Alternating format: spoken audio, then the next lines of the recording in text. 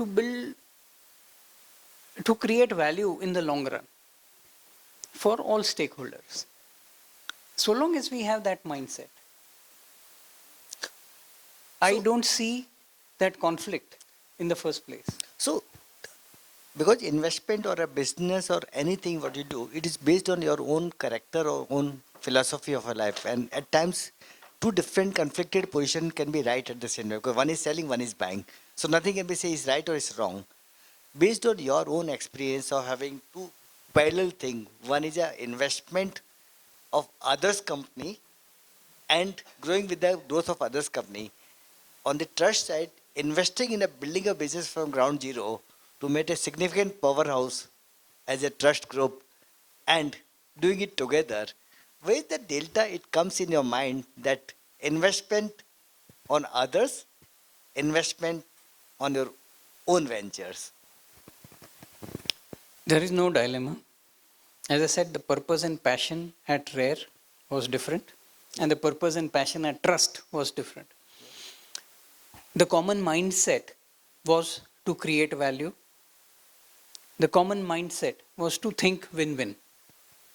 So long as those two foundational pillars are in place, it's not a problem and it's not a conflict. Having said that, I would like to clarify, Mahesh, that the two are not in conflict.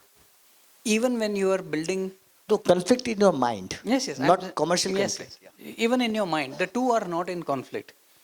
At the end of the day, irrespective of whether you are building a business or you're investing in a company, the fact of the matter is everybody likes to think that they are wealth creators, right? Every investor thinks that they are wealth creators.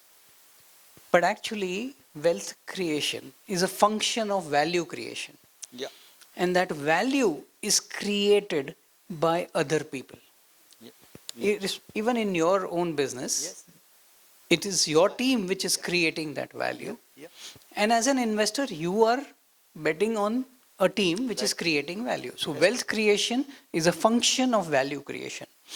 Recognizing that distinction is important, but more importantly, recognizing the people who will create value and empowering them is equally important in both these things. You hit the nail, and this is my key verse is that value building is nothing but ability to build a team around you who have a value systems in you. But the value system is not in the mind, then value creation will never be there. And value creation is not there. Wealth generation is a distant dream. Right. So I'll quote Kishore Biyani. Yeah. I learned from him.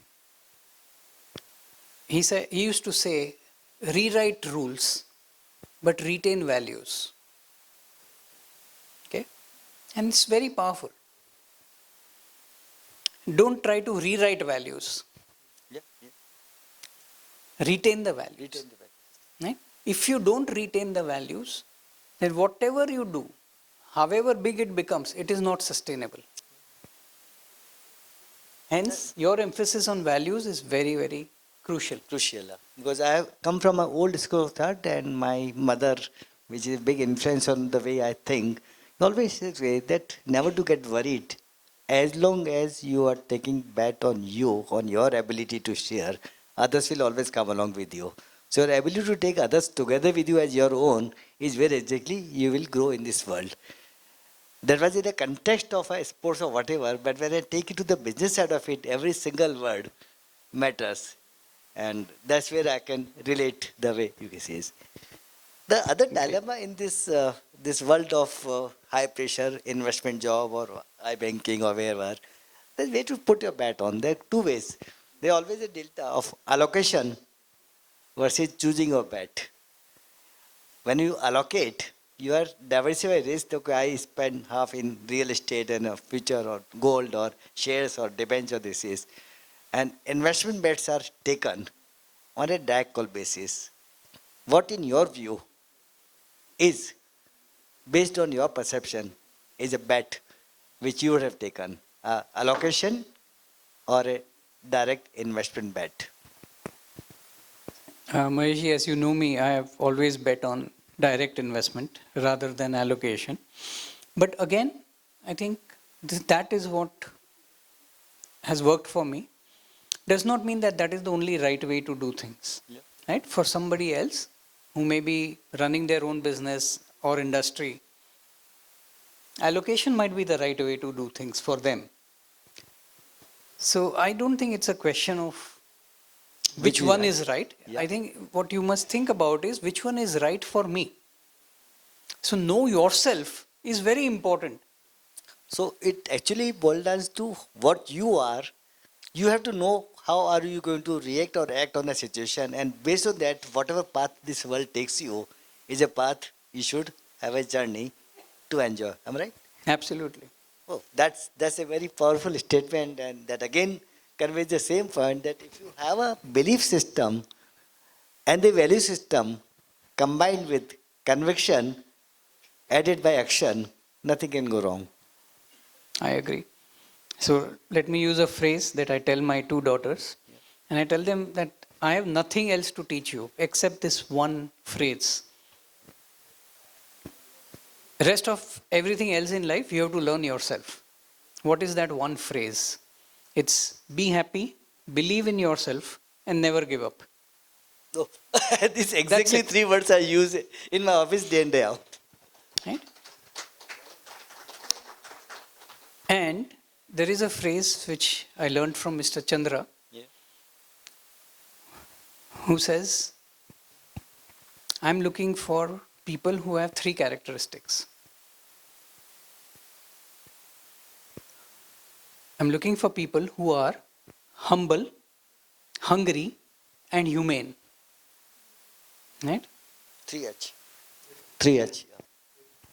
And I think that's so well said. So, this is the second thing that I tell my daughters, that this is what Mr. Chandra told me. So, I'm telling you, but I have only one thing to teach you. And if you get an opportunity in life to learn something from Mr. Chandra, then this is what he said. So, with those two things, hopefully they'll be well equipped. Right. That is a see. So in the interest of time, I'll just take a few questions. This is when market are hot or like this is. So just by being at the right place at the right time to industrial capital, it makes you success. Like what Kediaji said, is that I was smart enough to understand the world around me, but world was around others also, and he just made money because this is. But when he lost it, he realized that no, what is not around that, he says. So, where to draw the delta of investment, particularly based on the thesis of which areas will entice you or excite you, that yes, this is a bet I would take. A situation based on investment because the sector is doing well, or the country is doing well, or a specific commodity is doing well, or a promoter is a good, or the leader is good, and I should take a bet on this. Between the four, which will your first bet? See, eventually, as I explained to you earlier, it is people who create the value. So, let's assume that there are these four factors that you just mentioned, Yeah. which are the only four factors important in an investment. Yes. And let's assume that your ability to predict each one of those four values is very good because you are a great investor. Even then, even if I assign a 70% or a 80% probability to each of those four variables, and the joint probability, because to make a great investment, you need all four of those factors. The joint probability of all four, of you being right on all four of those factors, even if you're very good at it, is very, very small. Okay? That number is in the vicinity of 4-5%. Okay? So, in your life, even if, as Warren Buffett said, you decide that I want to have a card in which I can punch only 20 times. Even in that 4-5% will make all the difference. So one or two will make all the difference. Now, that would make somebody conclude that this is all about luck. No, it is about luck, yes. Luck is important. It is also about skill. But most importantly, it is about alignment. Right?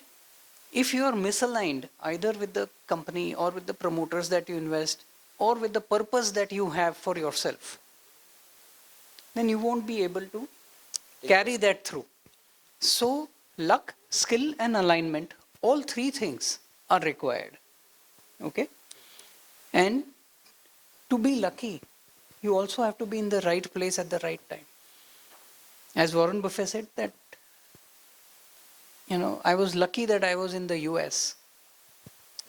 And in that era, yes, if you invested in Japanese stocks in 1990, then for almost 35 years, you didn't get anything.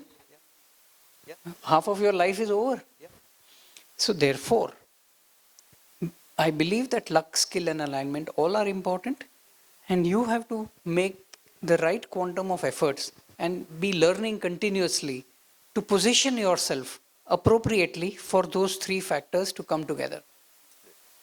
The last question, which may be not relevant for your firm, but generally when you borrow from friends family, there is no agreement. The cost is highest. When you borrow from a lender, there is an agreement, but it gets you discipline. Same way, when you invest in a listed company, they exit all the time, there is no discipline. But when you invest in a private companies, you tend to control those investments through right kind of a share purchase or shareholders agreement.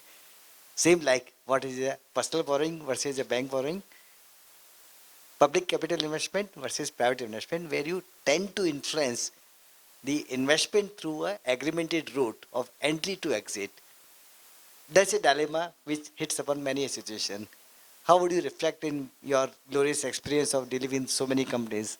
How do you treat that? As a agreemented position, allow you to control the influence of the processes or the business or the decision maker, versus public investment where your entry to exit is in your hand because it's just a matter of timing.